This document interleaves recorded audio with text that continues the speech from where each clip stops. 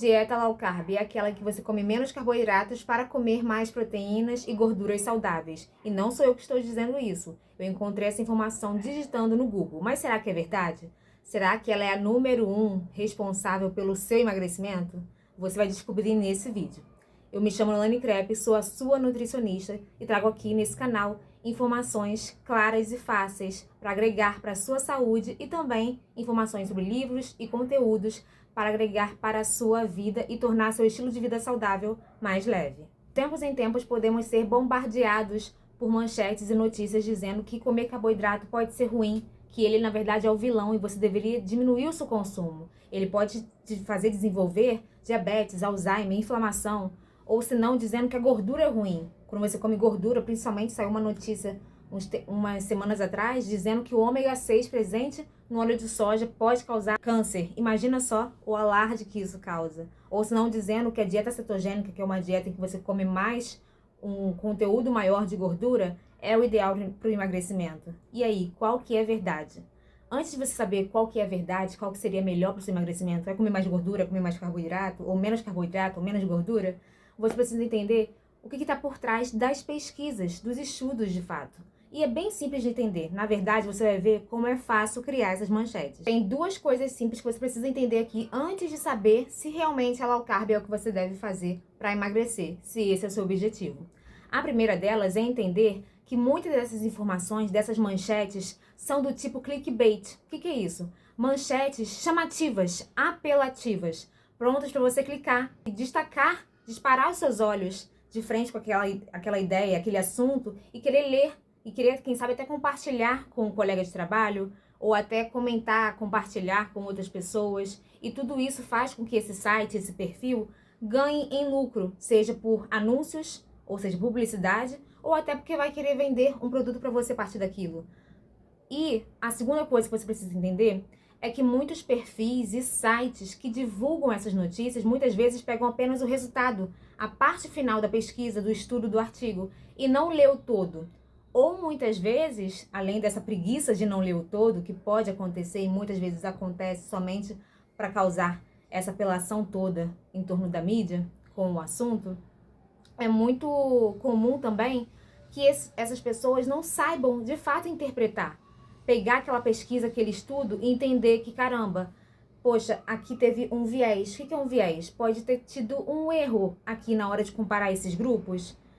Ou se não, quem sabe, o resultado não foi tão bem encontrado assim. Na verdade, o resultado só mostra que mais pesquisas precisam ser feitas em cima daquilo ali. Porque é preciso pesquisar mais ainda sobre o assunto para entender um pouco melhor. E não apenas tirar um resultado de cara. Muitas pesquisas são feitas para nos colocar no lugar de, caramba, precisamos pesquisar mais sobre isso. E não, de fato, nos fazer extrair um resultado. Muitos resultados, muitas coisas que a gente sabe hoje, que tem embasamento científico, tem muitos dados científicos que a gente já tem comprovado, levaram anos para descobrir. E lá atrás, quem sabe, foram feitas pesquisas apenas de investigação, vendo a cada vez mais que pesquisava, que precisava alinhar um pouco mais a forma da pesquisa, refazer algumas partes para de fato conseguir encontrar o que estava procurando, entende? Então, muitas vezes, essas pessoas não vão se dar o trabalho de realmente interpretar as tabelas e toda aquela meiuca que está ali no estudo, para depois você entender, ah, tá bom, aqui diz que encontrou esse resultado, mas eu não posso levar em consideração, porque aqui eles acabaram não avaliando tão bem os participantes. Os participantes, por exemplo, se for um estudo que está comparando, digamos, está comparando comer azeite e comer abacate. Qual que vai ser melhor para reduzir colesterol? O colesterol, quando ele aumenta no sangue, não é o ideal, certo? Então, qual que vai ser melhor? Aí, digamos que quer avaliar 100 pessoas, 100 homens. 100 homens sedentários, que a ideia é que os grupos sejam similares, sedentários e em torno de 40 anos. Então, vai avaliar num grupo de 50 homens, que vão consumir, por exemplo, 20 gramas de azeite aqui, e o outro grupo de 50 homens vai consumir 20 gramas de abacate aqui.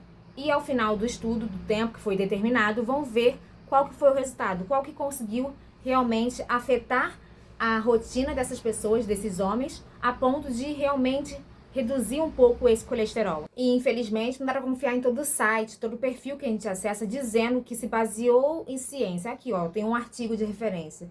E, na verdade, será que essa pessoa realmente colocou o dado ali? O dado de fato? Porque, pensa comigo, é bem chato você colocar um resultado. Olha só, viram que o carboidrato, na verdade, se você consumir bem adequado, uma porção moderada, uma porção que cai pra você, você pode comer de tudo. Ninguém vai querer anunciar isso. Vão querer anunciar, olha só como a batata causou diabetes naquele cara de 40 anos. Olha, ele tava comendo batata e aí a glicemia subiu, foi parar no hospital. É a batata. Entende? Eu sei que fica até engraçado, até cômico a gente pensar assim. Mas se você analisar de fato essas manchetes, essas notícias, ou até fofocas, né? Como as pessoas gostam de falar assim na mesa, falar mal de alguns alimentos, assim como falam mal de algumas pessoas, é muito comum que soe assim. Porque a ideia é quase que na fala atacar aquele alimento, dizer que foi propriamente comer aquilo ali que causou o evento, tá bom? Então veja que essas duas coisas é muito importante você entender. Que muitas vezes é chamar atenção, clickbait, tá bom? E muitas vezes, será que esse perfil, será que esse site, será que essa pessoa realmente leu aquilo ali, aquela referência que ela colocou? E essa referência é realmente de qualidade? Ou a pessoa só pegou o resultado e nem viu se é de qualidade ou não? É muito importante você entender isso para você não acreditar em tudo que te falam, que você lê ou que você ouve. Bem, agora você precisa entender de onde te veio raios a dieta low carb, de onde ela surgiu. Parece que a dieta low carb surgiu lá no início dos anos 2000. Um pouco antes disso, era utilizar uma estratégia de consumir pouca gordura para o emagrecimento, com o intuito de emagrecer, o que faz sentido. Porque, o que acontece? 1 grama de proteína equivale, é igual a 4 calorias. Calorias é aquilo que a gente diz que é a energia que a gente consome, tá bom? A gente tem um total de calorias para a gente consumir por dia para a gente sobreviver. Tem um total basal, que a gente chama, que é para a nossa sobrevivência. E dependendo da sua rotina, se você pratica exercícios físicos regulares, se você é um atleta ou não, quem sabe você precisa consumir um pouco mais do que esse nível de sobrevivência para o seu corpo ficar bem saudável, porque essa prática de exercícios e essa rotina que você tem exige um pouco mais, mas vai de cada um. E veja que 1 grama de proteína tem 4 calorias.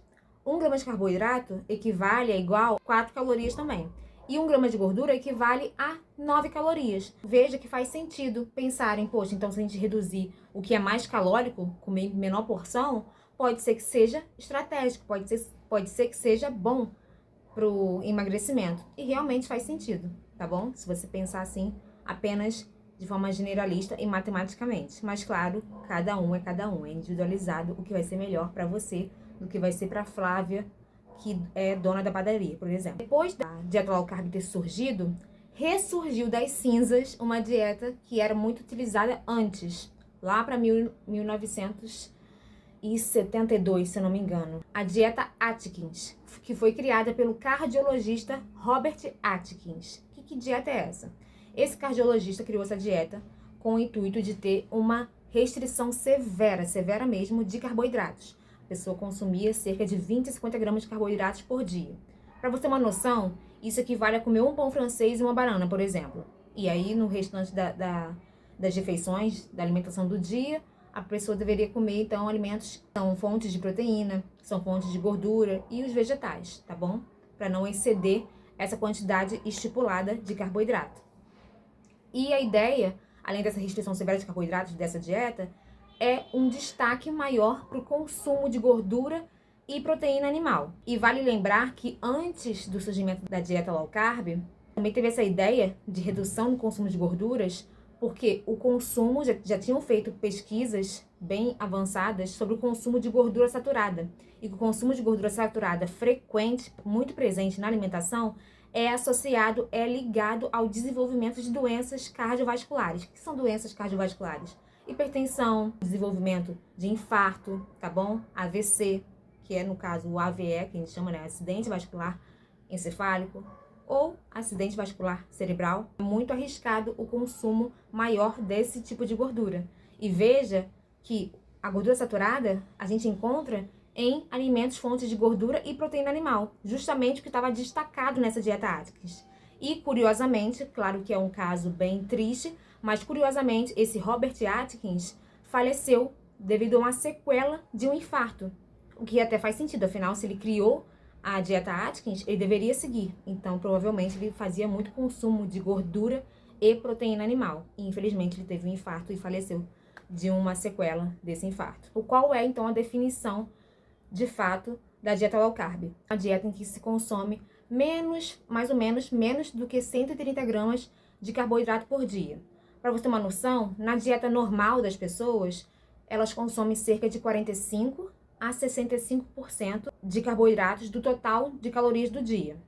E na dieta low carb, você já considera uma dieta low carb quando se come menos que 45%.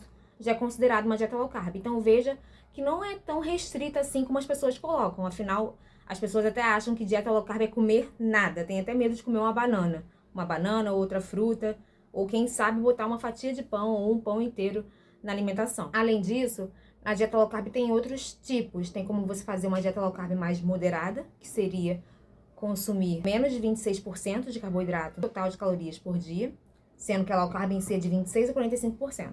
E tem como fazer uma restrição ainda mais severa, que é consumir menos de 10% do total de calorias consumidas no dia de carboidrato. O que seria parecido, similar com a dieta cetogênica. Na dieta cetogênica, a ideia é que haja um consumo baixo a moderado de proteínas, cerca de 15% do total de calorias do dia, e um consumo mais baixo, como você pode ver, menos de 10% de carboidratos, e um maior consumo de gorduras, tá bom? No caso, gorduras, preferencialmente gorduras de maior qualidade, gorduras mais de origem vegetal, que são gorduras em que a gente vai encontrar mais elementos saudáveis, tá bom? Não como as de origem animal, que podem aumentar o consumo. A gordura saturada, como eu falei, é um fator de risco para a doença cardiovascular. Mas agora colocando cara a cara, vamos comparar então a dieta low carb com uma dieta low fat, ou seja, uma dieta baixa em carboidrato com uma dieta baixa em gordura. Qual que seria melhor para o seu emagrecimento? Qual que é o ideal? Tem um estudo em que fizeram isso, pegaram e compararam. É um estudo feito com pessoas obesas durante um ano. Durante o ano inteiro, essas pessoas obesas foram acompanhadas e foi visto que, tanto no grupo que comeu menos carboidrato e no grupo que comeu menos gordura, os dois tiveram perda de peso similar. A média, sendo que, olha, foram 600 participantes. Quando a gente diz a média, quer dizer que somou de todo mundo e dividiu pelo número total de pessoas, tá bom? Só para ter a média. E a média de perda de peso, tanto no grupo que utilizou a estratégia de comer pouco carboidrato e de perda de peso do grupo que utilizou a estratégia de comer pouca gordura, foi cerca de 5 a 6 quilos, tá legal? Aí você pode pensar, ok, então, eu vou fazer a low carb. A low carb, então, pode ser uma boa estratégia. Ou, se não, pra mim, pode ser uma dieta baixa em gordura. Eu vou ver qual que eu vou aderir mais. Mas será que é só isso que você deve avaliar mesmo? Vamos pegar o estudo pra gente entender o que de fato importa na hora de avaliar o tudo e ver se serve para você. Quando a gente pega o estudo e avalia, a gente vê que teve pessoas, dessas 600 pessoas, que um grupo conseguiu perder 25 quilos nesse ano, em 6 meses ou mais.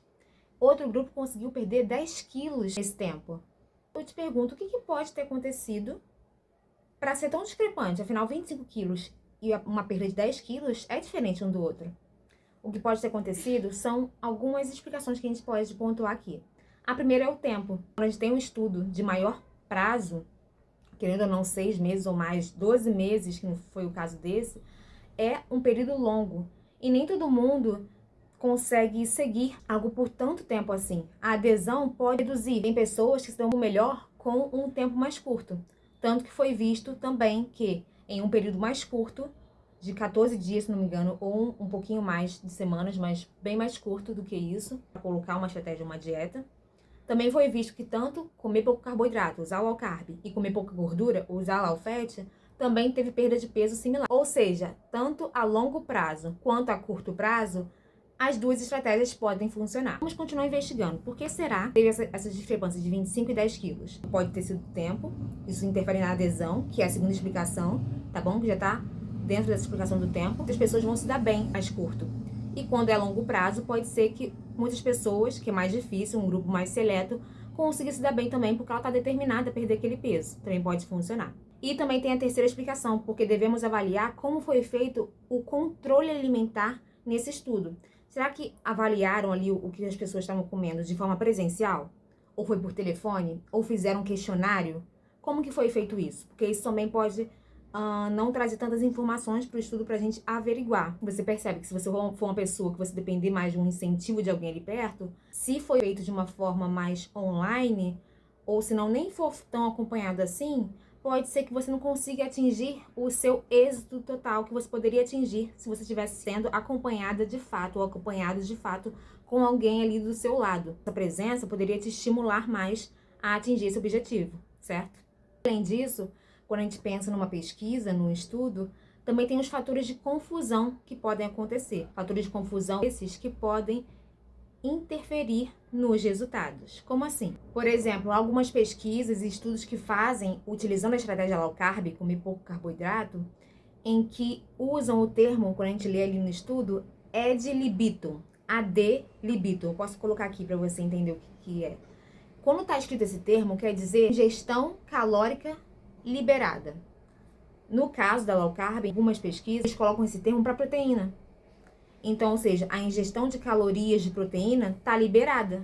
Pode comer à vontade. E pensa, se a gente quer comparar carboidrato com gordura, poxa, se eu como menos carboidrato é melhor para emagrecer? Ou comer menos gordura para emagrecer? Se aqui você coloca o fator de comer proteína liberada, você concorda comigo que você não vai tendo esses grupos equivalentes, similares? Porque veja, aqui a pessoa vai estar comendo pouco carboidrato, certo? A quantidade ali de gordura e proteína à vontade. Pode até ultrapassar das quantidades que esse grupo que vai comer. Esse grupo está se seguindo, comer pouca gordura e as quantidades colocadas de carboidratos e de proteína. Você entende que esse grupo, quando come proteína a mais, está comendo mais proteína e mais calorias do que esse. Ou seja, mais proteína e mais caloria, que equivale a mais saciedade. E veja que aqui a restrição nos dois não vai estar equivalente. Assim, são nutrientes diferentes. Restringir carboidrato vai ser diferente de restringir gordura para muitas pessoas. Mas em relação a quantitativo e saciedade, tá totalmente diferente e é muito injusto. Esse grupo aqui vai ficar muito mais fácil seguir uma low carb se você pode comer proteína à vontade. Fica muito mais fácil seguir uma restrição assim quando você tem um outro lado da sua ingestão que está à vontade, enquanto esse aqui não. Então veja que seria muito mais justo para comparar carboidrato, comparar gordura, equivaler. Por exemplo, poxa, aqui então, já que é baixo em carboidrato, vai consumir só 120 calorias de carboidrato.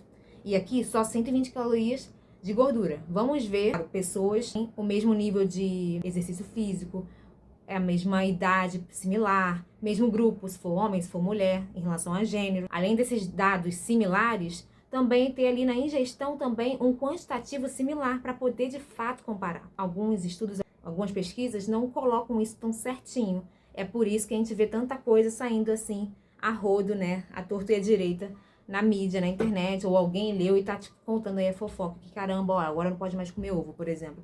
Sempre sai uma coisa dessa. É por isso que você precisa entender todos esses pontos para sacar o porquê que você está sendo bombardeada por tanta informação. E agora, indo direto ao ponto, qual que vai ser melhor para o seu caso? Comer menos carboidrato ou comer menos gordura? A realidade, o que a gente tem de dados até agora na literatura científica, ou seja, em todas as pesquisas que realmente são válidas que a gente tem até agora, mostra que o que vale é a restrição calórica. Comer menos calorias do que você está ingerindo. E, de fato, a low carb pode ser excelente, assim como comer menos gordura pode ser excelente. A questão vai ser qual você vai se adaptar e, claro, também como vai ser o seu acompanhamento. Como você viu lá no estudo, se você tem uma boa adesão, mas também o tempo está muito longo e você não vai conseguir seguir aquilo tudo, ou se não o controle, você não vai conseguir controlar por tanto tempo assim, você também precisa ver esses fatores para você conseguir de fato seguir e de fato alcançar o seu objetivo de perda de peso, de emagrecimento total, tá bom? E além disso, outras estratégias também podem ser utilizadas, vai depender do seu caso. Então, low carb versus low fat, vamos individualizar para você. Até porque é diferente. Se você tem uma resistência à insulina, o que é a resistência à insulina? É quando a insulina não está conseguindo funcionar, não está conseguindo ir lá nos seus tecidos, nas suas células e avisar, que ela faz quase um aviso na campainha. Olha, tem energia aqui do lado de fora, tem glicose aqui do lado de fora. E só um adendo, a insulina, ela circula não só quando você come alimentos fontes de carboidrato, mas também alimentos fontes de proteína e gordura também, tá? Então ela não é vilã, não. Ela só tá funcionando para avisar que tem energia do lado de fora e a célula já pode ali pegar para usar para o seu funcionamento. Quando a pessoa está resistente à insulina, a insulina ela está circulando, mas não consegue avisar ali nas células. E isso é ruim, porque vai ter muita energia circulando. E quando tem muita energia circulando, pode ser que o seu corpo comece a armazenar como gordura, tá bom? Porque não está sendo utilizada. Para alguém que é resistente à insulina, pode ser que seja legal, sim, a gente usar uma low carb. Ou para alguém que está com colesterol alto, pode ser que seja legal ter um consumo menor de gorduras. E, principalmente, ter um consumo melhor dessas gorduras. Utilizar alimentos fontes de gorduras saudáveis. Então, veja que é muito crítico eu apenas dizer assim, olha, esse aqui é número 1, esse aqui é para todo mundo. Essa estratégia, esse método é diferente, é necessário individualizar, é muito importante. Deixe o seu gostei aqui, filho de uma... Espero que você tenha gostado desse vídeo. Deixe o seu like, o seu comentário e até uma solicitação de uma ideia de vídeo. Eu vou adorar saber suas ideias, tá bom? Um abraço forte e até o próximo vídeo.